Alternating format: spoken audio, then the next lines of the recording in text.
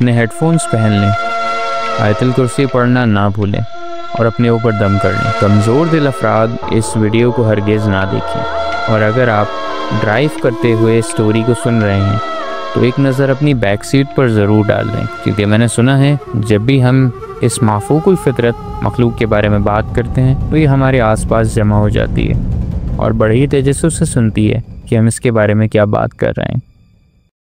मेरा नाम किरण है और आज मैं आपको 2011 का एक वाक़या सुनाती हूँ जो कराची की एक निजी एयरलाइन राब्ता मरकज़ में पेश आया।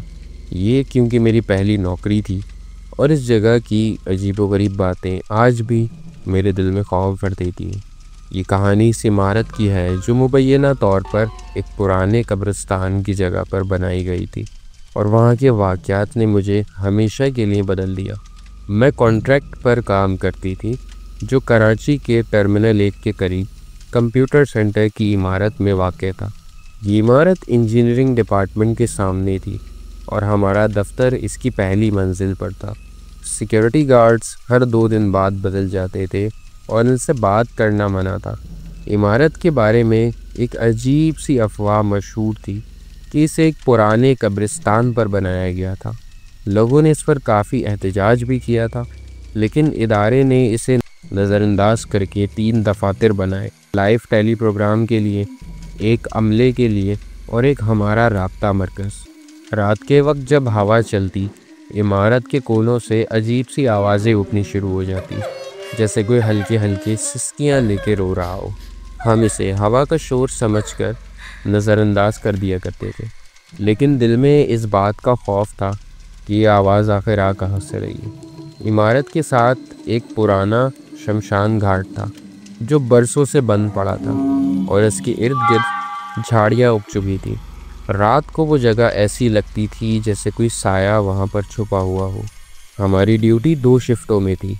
मेरी इंग्लिश क्योंकि अच्छी थी इसलिए मुझे शाम की शिफ्ट मिलती थी जो इंटरनेशनल कॉल्स के लिए हुआ करती थी। सुबह की शिफ्ट में तो अकेले वॉशरूम जा सकते थे, लेकिन शाम की शिफ्ट में अकेले जाना मना था। किसी के साथ जाना पड़ता था और टीम लीडर को भी इत्तला देनी होती थी।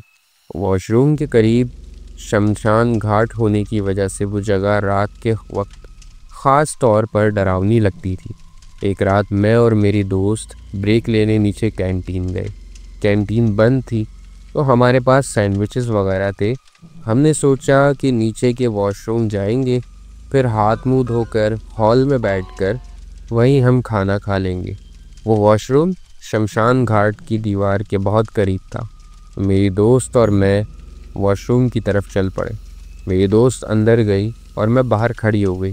वहाँ मैंने देखा दीवार पर एक छिपकली थी जिसकी आंखों में अजीब सी सुर्ख चमक थी। न जाने क्यों मैंने इसे छेड़ना शुरू कर दिया। जब मैं हाथ हिलाती वो तेज़ी से भागती, लेकिन इसकी नज़रें मुझ पर ही जमी रहती, जैसे वो मुझे ही देख रही हो। अचानक इसने अपना मुंह खोला और मुझे लगा जैसे इसके मुंह से हल्की सी रोशनी निकल रही है। मैं डर के मारे पीछे हट गई और पता नहीं कैसे मैं बेहोश होकर वहीं गिर गई। इस वाक़ये के बाद और भी बहुत सारी अजीबोगरीब और पुरस्कार वाक़यात होना बढ़ गए। एक रात हमारी एक साथी वॉशरूम से वापस आई। उसका चेहरा जर्द था।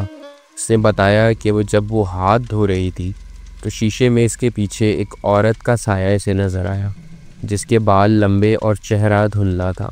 जब इसने मुड़कर देखा वहाँ कोई न था। हमारी उस दोस्त ने अगले ही दिन नौकरी छोड़ दी। एक और रात हमारे एक और दोस्त ने कॉरिडोर में अपनी कुर्सी पर एक अजीब चीज़ एक्सपीरियंस की।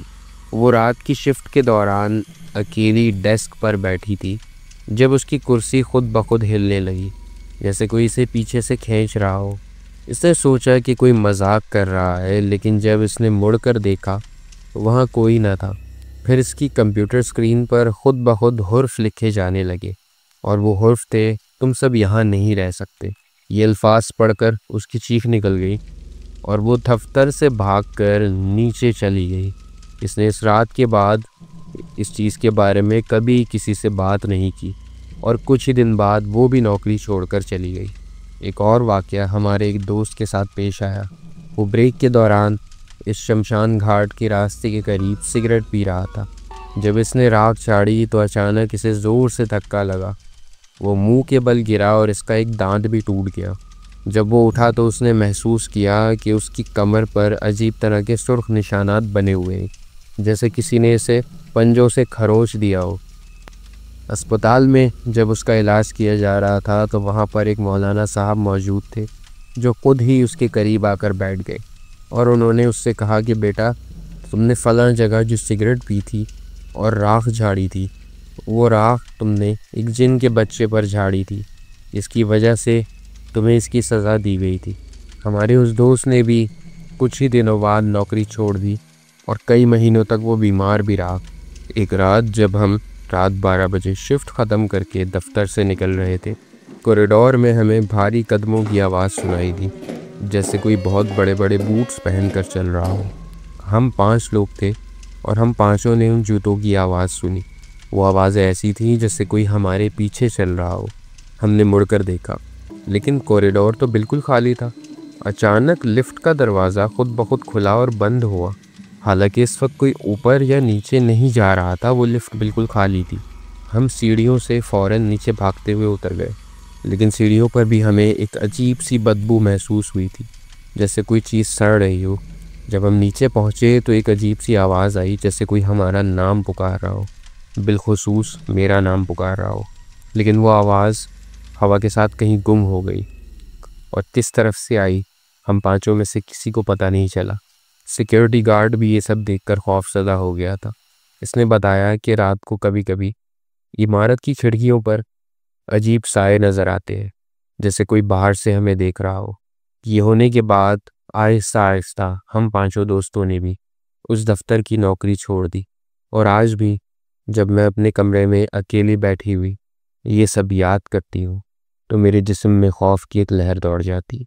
तो दोस्तों, ये थी आज की स्टोरी। उम्मीद है आप लोगों को ये कहानी पसंद आई होगी। और अगर आप लोग भी चाहते हैं कि आप लोगों की भेजी गई कहानियाँ मैं अपनी स्टोरीज़ में, अपनी वीडियोस में शेयर करूं या नरेट करूं, तो मुझे अपनी स्टोरीज़ मेरे ईमेल पे ज़रूर भेजिएगा। आप लोग चाहें तो अपनी स्टोरीज़ मुझे वॉइस नोट या किसी भी सूरत में मेरे इंस्टा डीएम में या फिर मेरी ईमेल पे सेंड कर सकते हैं। मेरे इंस्टा और मेरी ईमेल दोनों का लिंक मेरे चैनल की डिस्क्रिप्शन में आपको मिल जाएगा।